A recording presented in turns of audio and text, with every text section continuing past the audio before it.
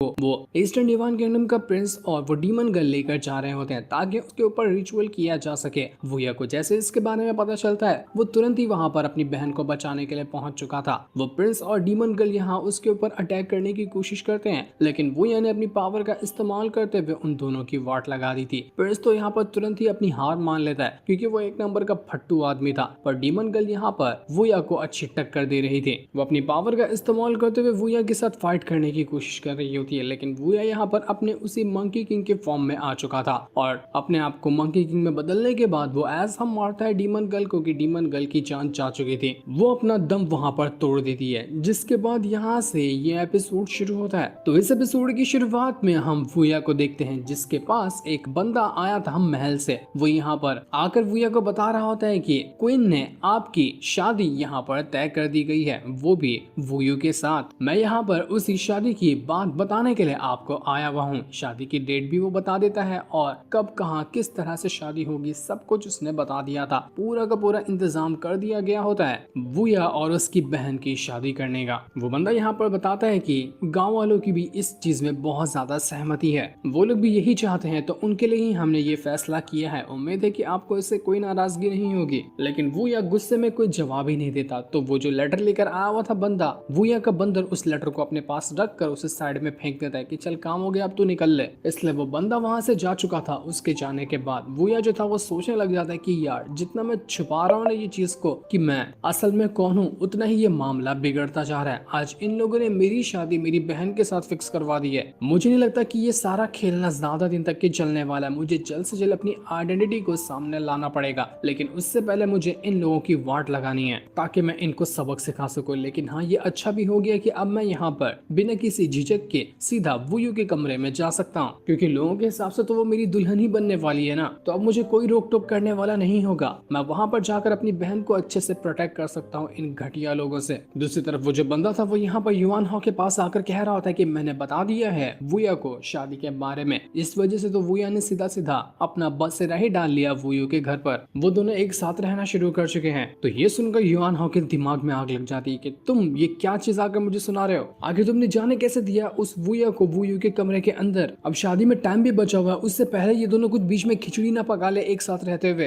अबे यार कितने बड़े बेवकूफ हो, तुमने मेरा सारा प्लान बर्बाद कर दिया। सब कुछ मेरा प्लान बर्बाद हो जाता है, मैं क्या करूं। अब तो लगता है कि वुया को जान से मार कर ही ना कोई फैसला किया जा सकता है। तो बंदा उससे कहता है कि अरे एम्परर आप बात तो सुनिए, आप ना वुया के मुकाबले के नहीं है, वो बहुत ज्यादा स्ट्रॉन्ग है, वो आपको चोट पहुंचा सकता है, इसलिए आपको ऐसा नहीं करना चाहिए। तो ये सुनकर युआन हाओ उसी को मारते हुए कहता है कि तुझे क्या लगता है कि मैं फट्टू आदमी हूँ, मेरे पास पावर नहीं है, मैं भी बहुत ज्यादा तीर उखाड़ सकता हूँ, मैं भी तो देखो कि वुया मेरा क्या बिगाड़ लेता है, वो मेरा कुछ नहीं कर पाएगा, मैं यहाँ पर उसको छोड़ूंगा नहीं। और हाँ, वो वुयू उसको तो और ज्यादा नाटक चढ़ा हुआ है, उसकी जान की चाबी तो मेरे ही हाथ में मौजूद है, अभी उसकी जान निकालता हूँ। तो वो यहाँ पर सीधा सीधा ऑर्डर दे देता है कि जाओ और अपने 2 डीमन जनरल को आजाद कर दो और उनको कहना कि वो वुयू के गांव पर जाए और वहां पर जो भी इंसान जिंदा दिखाई देता है ना, सब के सबको मौत के घाट उतार दे। मैं चाहता हूँ कि वुयू का पूरा गांव लाशों से भर जाए, तब जाकर वुयू को हमारे डर का एहसास होगा कि जैसा हम कहते हैं ना उसको वही करना है, अपनी मनमानी चलाएगी तो ऐसा ही होने वाला है। तो वहीं वुया जो था वुयू के साथ बैठकर बातें कर रहा था। वुयू यहाँ पर कहती है कि वो जो कोइन है ना, उसको आखिर उस फ्यूजन पिल की क्या जरूरत पड़ी, क्योंकि वो कल्टीवेशन तो करती ही नहीं है, फिर वो उस पिल का करने क्या वाली है, अचार डालेगी क्या उसका। तो वुया कहता है कि मुझे लगता है ना कि वो कोइन जो है वो किसी खास तरह की सीक्रेट कल्टीवेशन करती होगी, जिसके बारे में हम सब बिल्कुल अनजान है।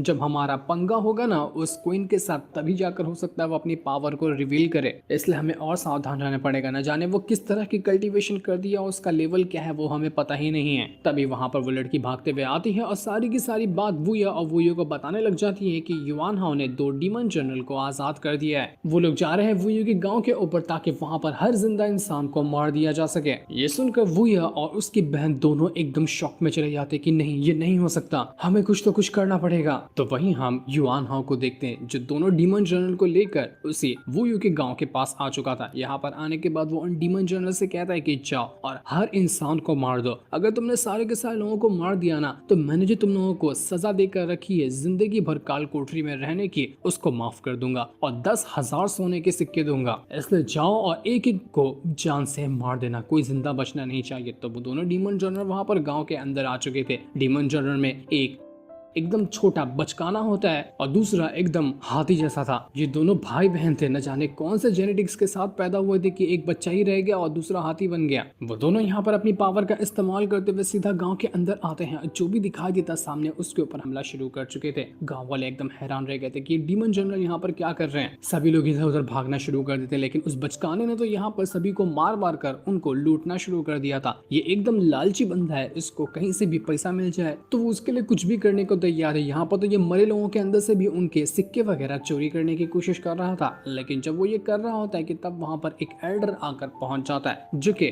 गार्डियन है इस गांव का। वो यहाँ पर आने के बाद उन डीमन जनरल से कहता है कि तुम लोगों की हिम्मत कैसे भी मेरे गांव में आकर यहाँ हमला करने की और लोगों को परेशान करने की, मैं तुम्हें नहीं छोड़ूंगा। तो वो अपनी पावर का इस्तेमाल करते हुए उनके साथ फाइट करने लग गया था। लेकिन वो जो हाथी वाला भाई होता है वो सीधा एक ही अटैक देकर मारता है, जिस वजह से एल्डर दूर जाकर फेंका जाता है। एल्डर यहाँ पर उन डीमन जनरल से कह रहा था कि आखिर तुम लोग हो कौन, हमने तुम्हारा क्या बिगाड़ा है जो तुम हमारे पर हमला करने के लिए आ गए, हमारी तुमसे तो कोई भी दुश्मनी नहीं है ना, फिर तुम ऐसा क्यों कर रहे हो। तो वो डीमन जनरल कहते हैं कि हम तो बस यहाँ पर पैसे के लिए काम करते हैं, पैसा फेंको और तमाशा देखो, हमें 10,000 सोने के सिक्के मिलने वाले हैं तुम कीड़े मकोड़ों की जान लेने के लिए। तो ऐसा ऑफर कौन ही ठुकरा सकता है, तो चलो आ जाओ लाइन में, तुम सबको मारना है, कोई जिंदा नहीं बचेगा। इसके बाद वो हाथी वाला भाई जैसे ही यहाँ पर उस एल्डर की जान लेने वाला था कि तभी वहां पर वूया की स्टिक आकर पहुंच जाती है, जिसने एक ही अटैक देकर मारा था, जिस वजह से वो हाथी वाला भाई दूर जाकर गिर जाता है। वूया यहाँ पर आने के बाद कहने लग जाता है कि मैं हूँ इस नेशन का नेशन इंस्पेक्टर जिसको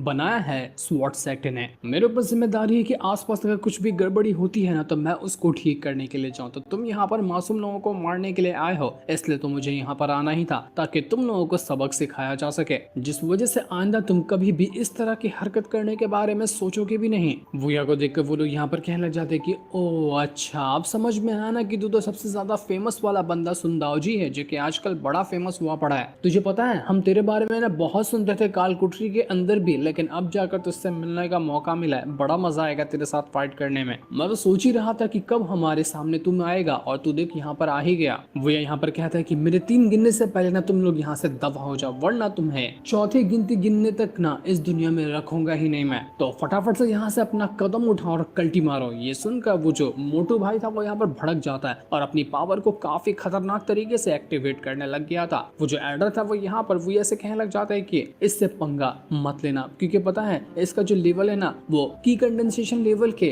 फर्स्ट लेवल पर है। ये बहुत ज्यादा खतरनाक है, इसने आज तक करीब करीब 1000 लोगों की जान लेकर रखा है, तो थोड़ा संभल कर रहना, इससे कहीं ये तुम्हें नुकसान ना पहुंचा दे। लेकिन वूया को उस मोटू से क्या ही फर्क पड़ने वाला था। वो मोटू यहाँ पर पूरी ताकत के साथ वूया के ऊपर अटैक करने के लिए आता है, लेकिन वूया ऐसा अटैक देकर बस एक ही क्या मारता है कि बस एक अटैक में मोटू की जान चली गई, मोटू मर गया था एक ही अटैक में। ये देखकर छोटू पागल हो जाता है कि नहीं, ये नहीं हो सकता, इसने मेरे भाई को जान से मार दिया, मैं छोड़ूंगा नहीं इसको। मेरा प्यारा भाई ये मुझे कंधे पे बिठाकर घुमाता था, ये मर गया, अब मैं कहाँ जाऊंगा। एल्डर भी यहाँ पर वूया की पावर देखकर हैरान रह गया था कि बाप रे, इसने तो एक ही अटैक में इस मोटू को मौत के घाट उतार दिया। आखिर ये बंदा कौन से लेवल पर है। वो जो छोटू था वो यहाँ पर अपने कई सारे डीमन सिक्के को बाहर निकालता है। एल्डर बताता है कि ये सिक्के इस तरह के ना जिसको भी ये हिट करते हैं बिल्कुल ब्लास्ट होकर उस इंसान को खत्म कर देते हैं, तो इन सिक्कों को अपने ऊपर लगने बिल्कुल भी मत देना। जैसे ही वो सिक्के वूया की तरफ बढ़ने वाले थे, वूया यहाँ पर कुछ करता कि इससे पहले ही लिंग लॉन्ग उसके स्पिरिचुअल वर्ल्ड से कहती है कि अरे वाह, ये तो कमाल के ट्रेजर है, देखो कितने अच्छे अच्छे सिक्के हैं ये। एक काम करो, मैं यहाँ पर डिवोरिंग फॉर्मेशन बना देती हूँ, उसके अंदर तुम सारे के सारे सिक्के को ना कलेक्ट कर लेना, जिस वजह से सिक्के मेरे पास आ जाएंगे, मुझे इन सिक्कों की बहुत ज्यादा जरूरत है। तो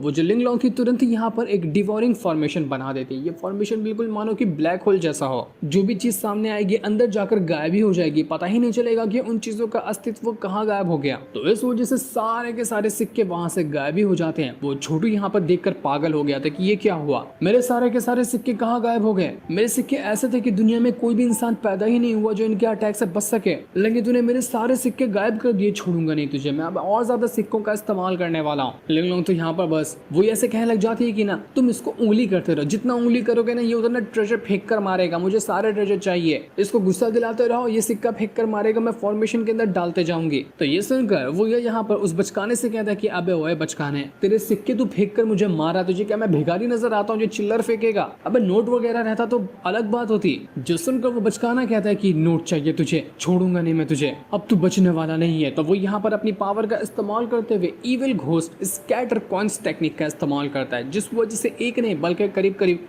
हजारों की तादाद में कॉइन्स आ चुके थे जो वूया के ऊपर अटैक करने वाले थे। और ये कॉइन पिछली बार से भी ज्यादा स्ट्रॉन्ग थे, लेकिन वूया अपने फॉर्मेशन बनाते हुए सारे के सारे सिक्कों को वापस से अपने फॉर्मेशन के अंदर ही समा लेता है। वापस से पूरे के पूरे सिक्के गायब भी हो चुके थे। बचकाने को यकीन नहीं होता कि नहीं, ये बात कोई सेंस ही नहीं बनाती, मेरे सिक्के कहाँ जा रहे हैं। अबे कौन सा तिजोरी छुपा कर रखा है तूने अपने पीछे जिसके अंदर सभी सिक्के घुसते जा रहे हैं। एडर भी देखकर एकदम शॉक्ड में था कि भाई साहब ये क्या हो रहा है। ये तो सारे के सारे सिक्कों को अपने पास ही डाल गया। ये सिक्के नहीं आफत के पैकेट थे, लेकिन इस बंदे को दे देखो सुंदाओजी को, इसने फॉर्मेशन के अंदर सब के सबको डालकर गायब ही कर दिया। ये बंदा तो सच में बहुत ज्यादा कमाल का है। मैंने भी इसके बारे में सुना था, लेकिन आज पहली बार इसकी पावर देखी है। वो जो छुटकू था वो यहाँ पर कहने लग जाता है कि मैं समझ गया, तू यहाँ पर मुझे लूटने के लिए आया। क्यों, सच कह रहा हूँ ना मैं, तू मुझे गुस्सा दिला रहा है ताकि मुझे लूट सके, लेकिन मैं तुझे छोड़ूंगा नहीं। तेरी बात मैं समझ गया हूँ। अब मैं अपने सारे के सारे सिक्के तेरे से निकलवा लूंगा। तो वो खुद को अपनी पावर का इस्तेमाल करते हुए एक बहुत बड़े से सिक्के में ट्रांसफॉर्म कर लेता है और वूया की तरफ वो बढ़ने लग गया था। लेकिन वूया को इससे क्या ही फर्क पड़ने वाला था। वो अपना स्टिक तैयार करता है बिल्कुल एक बैट की तरह, ताकि उस बचकाने को सीधा मारते हुए 6 मार सके, जिससे वूया ये मैच जीत जाएगा। और जैसे वो बचकाना वहां पर आता है, सच में वूया अपने स्टिक की मदद से 6 ही मारकर उस बचकाने को वहां से गायब कर चुका था। बचकाना भी यहाँ पर टपक गया। सब के सब यहाँ पर दोनों जो जनरल आए थे मारे जा चुके थे। लिंगलोंग तो थी, वो यहाँ पर कहने लग जाती कि मैं तो अमीर हो गई, कितने ज्यादा सिक्के मुझे मिले हैं। मैंने बिल्कुल भी नहीं सोचा था कि मुझे इतने ज्यादा सिक्के मिल जाएंगे। बड़ा मजा आया आज तो। वो ये यहाँ पर कहने लग जाते कि अरे यार, तुम तो हमेशा मेरे स्पिरिचुअल वर्ल्ड के अंदर रहती हो, तो तुम इन सिक्कों का क्या करोगी? अचार डालोगी क्या? सिक्के के ऊपर सोओगी? तुम्हारे काम के तो ये सिक्के हैं ही नहीं, फिर क्यों चाहिए थे तुम्हें? तो लिंगलोंग कहती कि अबे तुम नहीं समझोगे, मुझे ना एक खास काम लगता है इन सिक्कों से, तो मैं वही करने जा रही हूँ। बाद में कभी हुआ ना तो तुम्हें डिटेल में बताऊंगा कि मुझे ये सिक्के क्यों काम आए थे। अब थोड़ी देर के बाद वहां पर युआन हाओ भी पहुंच जाता है। उसको लग रहा था कि चलो वूया का तो खेल खत्म हो गया होगा, मैंने इस गाँव को भी बर्बाद किया, उसको बचाने के लिए वूया आया होगा तो वो भी मर गया होगा। लेकिन जब वो देखता है सामने वूया को, तो उसकी फटकर हाथ में आ जाती है कि भाई साहब ये तो अभी तक की जिंदा ही है। वूया बहुत ज्यादा भड़का हुआ था। वो सीधा का सीधा आता है युआन हाओ के पास और उसको मारते हुए कहता है कि तू अब बचने नहीं वाला है। तूने ही यहाँ पर ऑर्डर दिया ना कि पूरे के पूरे गांव वालों को मार दिया जाए। तूने इतने ज्यादा मासूम लोगों की जान लेने की कोशिश की है, तुझे आज मैं छोड़ूंगा नहीं। युआन हाओ कह रहा था कि तू तो बाहर का बंदा है ना, तू हम लोग के आपसी मामले में क्यों टांग घुसा रहा है? मत घुसा, तू मुझे मारना क्यों चाहता है? तू मुझे मारेगा तो बहुत बड़ा मैटर हो जाएगा, तू बचेगा नहीं फिर। लेकिन वूया कहता है कि मुझे उससे कोई फर्क नहीं पड़ता, बहुत लोगों को मारना है, लगता है कि शुरुआत तो सही करनी पड़ेगी, तुझे मैं छोड़ूंगा नहीं। वो जैसे ही एक अटैक घसीट कर मारने वाला था युआन हाओ के ऊपर, कि युआन हाओ कहता है कि नहीं नहीं मुझे माफ कर दे, तुझे पता भी है कि मेरा बाप हाओ तियान है, उसको पता चला ना कि तूने मुझे मारा है तो वो तुझे छोड़ेगा नहीं। ये सुनकर वूया भी हैरान रह चुका था कि क्या सच में वो हाओ तियान तेरा बाप है? तेरी माँ तो बड़ी चालू निकली। ये सुनकर युआन हाओ कहता है कि नहीं नहीं नहीं ये ऐसा सच नहीं है, मैं तो मुंह से निकल गया, वो तो ऐसे में मजाक कर रहा था, मेरा पापा दूसरा इंसान है, पर जो भी है मुझे माफ कर दे वरना वो तुझे छोड़ेगा नहीं। पर तभी वहां पर भागते हुए वो क्वीन आ जाती है जो वूया से कहती है कि सुंदाओ जी रुक जाओ, आखिर तुम क्यों मार रहे हो इस युआन हाओ को? इसकी कोई गलती नहीं है। मुझे पता है कि यहाँ पर इसने 2 डीमन जनरल को भेजा, लेकिन मेरी बात तो सुनो कि इसने क्यों भेजा। युआन हाओ को खबर मिली थी कि यहाँ पर कुछ बदमाश लोग आ चुके हैं जो लोगों को परेशान करना चाहते हैं, तो उसने डीमन जनरल को यहाँ पर भेजा ताकि उन बदमाशों को मारा जा सके। उसका लोगों को मारने का कोई इरादा नहीं था, बल्कि वो तो लोगों को बचाने के लिए आया हुआ था। लेकिन तुमने इसके इस इरादे को गलत समझ लिया, ऐसा कुछ भी नहीं है। आखिर युआन हाओ मासूम लोगों की जान क्यों लेगा? क्या फायदा होगा उसको लोगों को मार के? इसलिए तुम इसको माफ कर दो, इस बेचारे की कोई भी गलती नहीं है। तो वो ये कहने लग जाता है कि ठीक है, अगर आइंदा से इसने कुछ भी इस तरह की हरकत करने की कोशिश की ना तो मैं इसको जिंदा नहीं छोड़ूंगा। फिर मत कहना कि कोई भी बहाना लगा कि ये करने आया था या वो करने आया था, सीधा फिर इसकी लाश ही तुम्हें मिलने वाली है। इतना कहकर वो यहाँ से चला जाता है। वो युआन हाओ जो था वो अपनी माँ से कहने लग जाता है कि माँ इसने मुझे बहुत ज्यादा डरा दिया, मेरी तो जान हलक में आ गई थी, मुझे लगा मैं तो मर गया, वो तो आपने आकर मुझे बचा लिया। लेकिन वो जो क्वीन थी वो बहुत ज्यादा भड़की हुई थी। वो सीधा यहाँ पर युआन हाओ को महल के अंदर लेकर आती है और उससे कहती है कि आखिर तुम इतने बेवकूफ इंसान कैसे हो सकते हो? मैंने कहा था ना कि कोई कदम नहीं उठाना है जब तक कि मैं ना कहूँ। तुमने बिना मतलब के जाकर इस सुंदाओ जी से पंगा ले लिया। तुम कितनी बार हमारे प्लान को मुसीबत में डालोगे, इसलिए तो मैं मैं कहती हूँ कि तुमसे लाख गुना अच्छा है ये चैन, जो बिना मतलब के कोई कदम नहीं उठाता, और जब उठाता भी है ना तो फायदा देख कर उठाता है। तुम हमेशा मेरे ही प्लान को खराब करने की कोशिश में लगे रहते हो। तो योहाना कहता है कि माँ मुझे माफ कर देना, लेकिन मैं आपका भरोसा जीतने के लिए ही ये कर रहा था, क्योंकि आप हमेशा इंपॉर्टेंस देती हैं इस चैन को, जबकि मैं आपका बेटा हूँ। इसलिए मैं साबित करना चाहता था कि मैं भी कमजोर या बेवकूफ नहीं हूँ, मैं भी वुया को रास्ते से हटाकर दिखा सकता हूँ। लेकिन सब गड़बड़ हो गया। पर मुझे नहीं लगता कि अब ना वो सुनदाओ जी मेरा कुछ बिगाड़ पाएगा, क्योंकि मैंने उसको बता दिया कि